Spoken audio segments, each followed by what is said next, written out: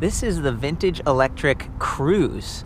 Sounds like people who had seen and purchased the Tracker wanted something with, more relaxed bars, a little bit more upright riding position, and this is the answer. So you can see these are just really big, swept back, comfortable ergonomic grips. We still got the Brooks saddle with the springs and stuff. No suspension option on this one, but it's a steel frame, so you get some vibration dampening, comfort, and I've noticed that regardless of suspension, something that's heavier like this, I think this one's like 87 pounds. It's a heavy bike. You feel like it has its own inertia and it absorbs the bumps. The tires are just really oversized and comfortable. So we were filming and a car was driving by, so I just sort of cut. I wanted to jump back into the tires. So these are Schwalbe Fat Franks. They've got Active Line, K-Guard, which is like, Kevlar lining. Really, really tough stuff. Helps to reduce the potential for getting flats, and that's important when you've got a big heavy bike like this and you're going faster, potentially going further. So I wanted to get the stats on these. Oh, there we go. It looks like 26 by 2.35. So 2.35 is like the width, just really wide. Same with the rims, and I love that the rims are color matched to the frame. We've even got this nice little wood accent and their little emblems on the bike. So, it's kind of like an art piece, and that's one of the things that drew me to the bike. Just kind of bringing it back here. Crystal light motor. We've got some extra thick spokes here, so this is 12 gauge in the rear, and it sounds like 13 gauge. Are they 13 or 14 up front? 14. Okay, so this is more traditional, but you can just see how much burlier the spokes are in the back because of the motor power that's being exerted. I noticed that this one, the dropouts weren't steel plated. Is that something that you're looking? No, it's the frames are steel. Oh, so the frame is steel. That's the thing. Steel, so. Okay, thank you. Because the Tracker, you can kind of see it here. They've reinforced the dropout to be stronger with steel. This whole frame is steel. Thank you. That is awesome, Andrew. Appreciate it. I love the fender.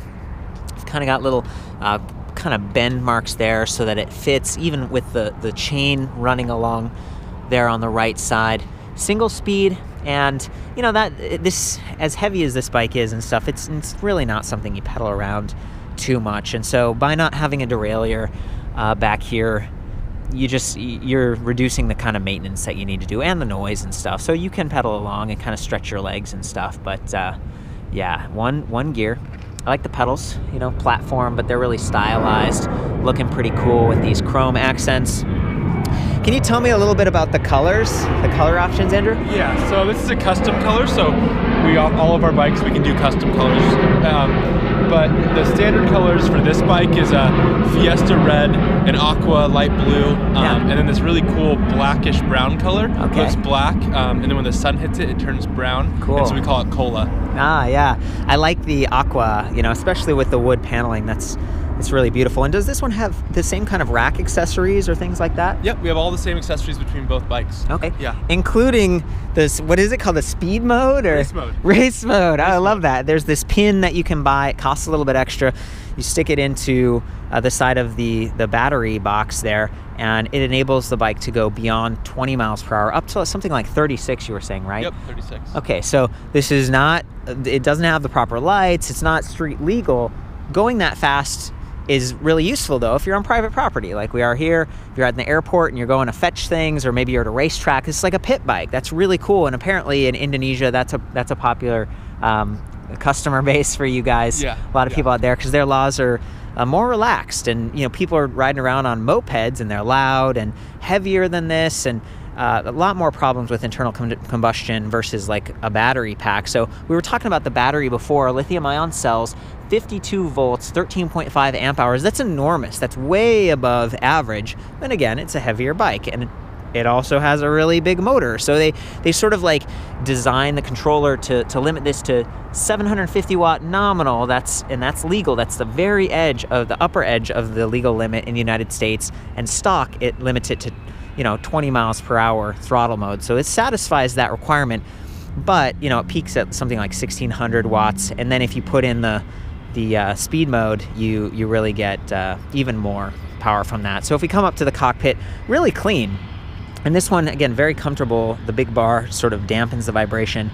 One of the things you'll notice here is this red button. This is regenerative, sort of like a braking option. So as you're going, you want to recapture some of that energy, you just press that down and you feel the bike slow down. It comes in kind of gently at high speed, and that's apparently to limit the current going back into the battery, because too much current can kind of like, damage the cells. Same with charging. So that's what they talk about C ratings and stuff. And it sounds like this has like a 40 amp. That's how much it puts out to the motor? Yeah, you can do 40 amp continuous through the system. 40 amp continuous, yeah. So a lot of electric bikes, it's sort of, like 15 to 20 amps. And so again, I'm trying to just lay the stats out there so that you can understand what this is doing. And of course, in the ride test, you'll see that. You need good brakes for that. We've got the Shimano Alpine hydraulic levers up here, and then down in the front, we've got a 203 millimeter Shimano Alpine disc brake rotor. Very nice. And in the rear, a little bit smaller, 180, but still hydraulic. So you get good stopping power. No brake lever motor inhibitors on this, but with a throttle that just kind of like springs back, it's not as necessary. I do like the lockers on the grips, because if you're really bearing down, maybe getting afraid in a moment or something, you don't want the grips to be slipping around. Like, there are definitely upgrades on this that create kind of like a safety improvement. It's solid, it feels solid, and the lights are one of those upgrades. So it's getting to be dusk here. You can see that headlight. That's going to help keep you safe. People are going to see you. You're going to be able to see some of the road. It's LED, so it's not taking too much electricity. It's also not going to burn out as quickly, and the vibration shouldn't impact it the way that they might on a standard light. Got the triple LED in the rear. Brooks, if you put the rack on, you might want to add another light in the rear, because that could get blocked if you're putting like a trunk bag or something like that.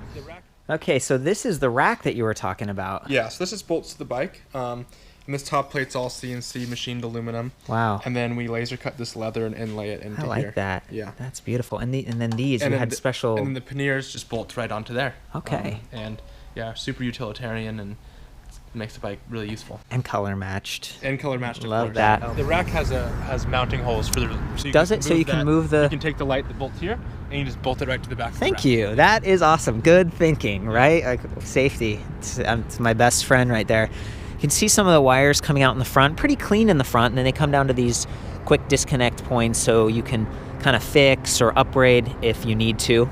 I love the charging port on this battery. So this is like the Rosenberger Energy Bus standard. It sends more than just electricity, it actually sends data as well. So for like firmware updates and things, that's a possibility. Got a magnetic little cap, I like that. And then you can see the wires coming out through the bottom. So there are, quite a few of them here tucked along the bottom, but you've got some more disconnect points so you can take the motor off in the rear wheel if you need to do service. So that's cool. And again, reflective sidewalls. And it sounds like they have a couple different colors for the Schwalbe Fat Frank tires.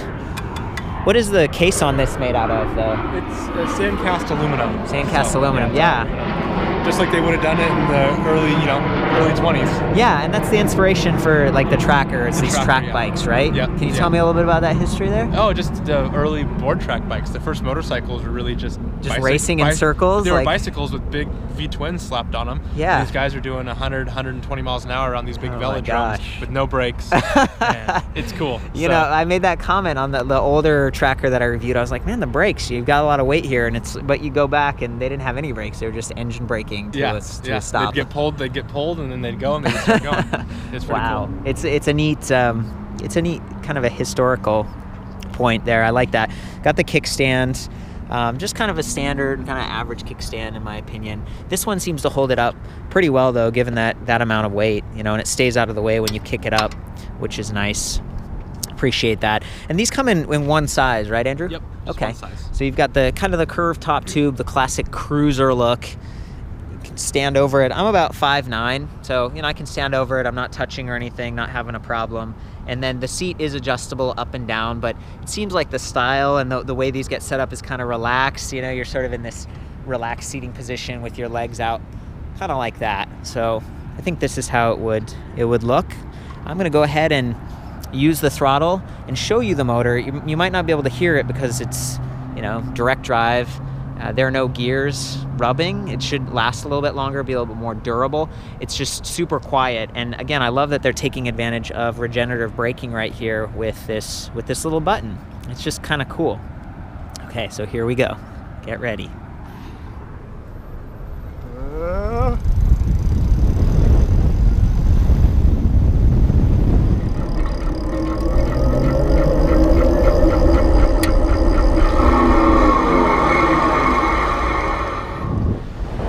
It's thrilling.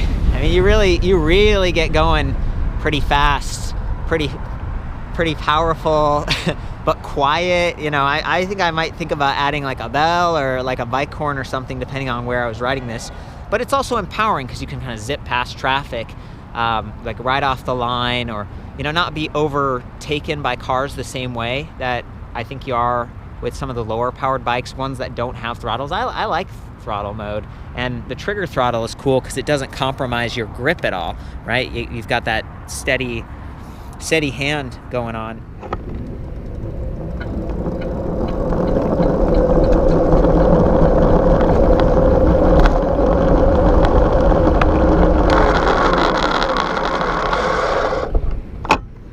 I also like that with their battery pack design, you don't have to leave the key in when you're riding. You just kind of put the key in for a moment, turn it to on, and that's it. The lights come on, the bike's ready to go. You can see the power level indicator right there. It just works. It's kind of as simple as it comes. Okay, so can we do a little ride where I film you, because people always want to know what it looks like? Yeah. Okay, let's do it. Looking good. Oh, racing. Oh boy. I like the helmet. Wow. And the little tail light. Yeah. Love the headlight. So I think that's about it. This has been a lot of fun. I love the look and just the thought that's gone into these bikes. So that's the vintage electric Cruz. That's their latest model. Really comfortable. Still fairly expensive. It's like $49.95, so, you know, close to that $5,000 mark. And then it gets even more expensive when you add the racks and the colors and all that stuff. But it really is more like a vehicle.